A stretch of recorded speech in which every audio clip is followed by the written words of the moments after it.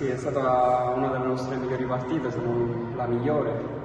È mancato soltanto il risultato perché diciamo che siamo stati anche un po' sfortunati negli episodi, in tante cose che magari potevano anche girare a favore nostro e magari si stava parlando anche di un altro risultato.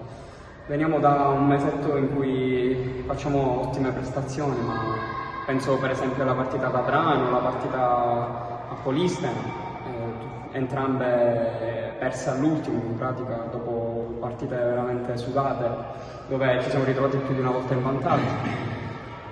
E niente, fa male, però diciamo che è cominciato ora il giro di ritorno, quindi abbiamo ancora molte partite per recuperare.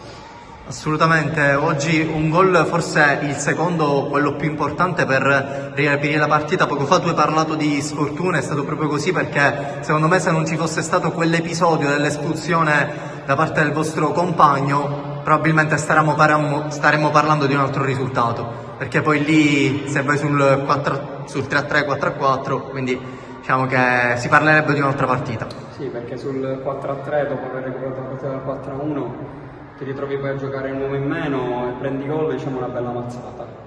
Poi anzi abbiamo trovato un bellissimo gol all'ultimo che ci ha dato un po' di speranza, ma insomma siamo stati sia sfortunati sia ovviamente bisogna fare anche complimenti all'avversario perché è una grande squadra, ma penso che oggi abbiamo dimostrato di non essere inferiori a nessuno e sicuramente da ora in avanti ci sarà un Cus Palermo che venderà cara la pelle prima dell'ultimo minuto di questo campionato.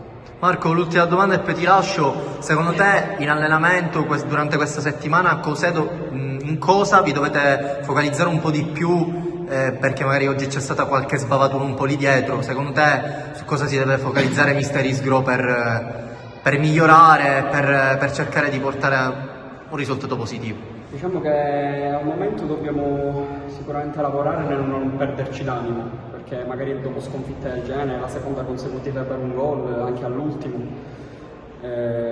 diciamo che è una squadra qualunque magari si potrebbe demoralizzare facilmente, invece noi dobbiamo cercare di continuare così, ecco, perché poi i risultati arriveranno, la fortuna girerà anche dalla nostra parte.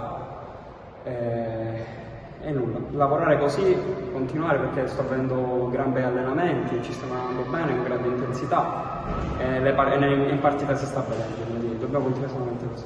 Io però ho visto i miei compagni con proprio il sangue agli occhi, come si dice, perché hanno lottato su tutti i palloni e anche da fuori, nonostante io non sia entrato, comunque sono riuscito ad essere nel vivo della partita, mi hanno fatto sentire come se io fossi all'interno della partita, appunto.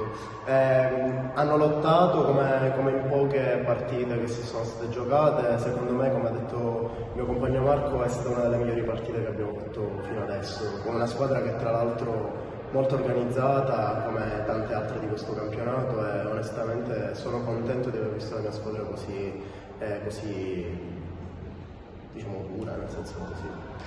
Assolutamente, hai parlato appunto di un campionato che è quello di Serie B, che è un campionato non difficile, è difficilissimo, anche perché ci sono squadre che si lottano per andare in Serie A, appunto, quindi sicuramente l'obiettivo di questa prima stagione in B si spera quello di mantenere la posizione in classifica, mantenere la categoria, però come hai detto tu non mancano certamente le prestazioni, poi lo sappiamo, il gioco del calcio è così, si vince e si perde.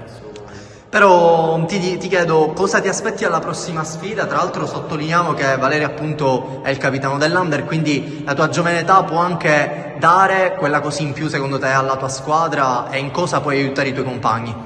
Diciamo che essendo un Under, appunto, facendoci entrare anche magari dopo, avendo forze fresche di come noi siamo, quindi possiamo aiutare da questo punto di vista per far recuperare i nostri compagni. Nel frattempo noi cerchiamo di gestire la partita nel miglior modo. Assolutamente, anche questo si è visto con Marco, che è entrato, autore di una doppietta, così come ho detto anche a lui. La giovane età può permettervi di avere quel pizzico di fiato in più che magari con giocatori di esperienza si hanno l'esperienza, però magari peccano di agilità, e voi poi potete sfruttare e mettere alla meglio la vostra partita.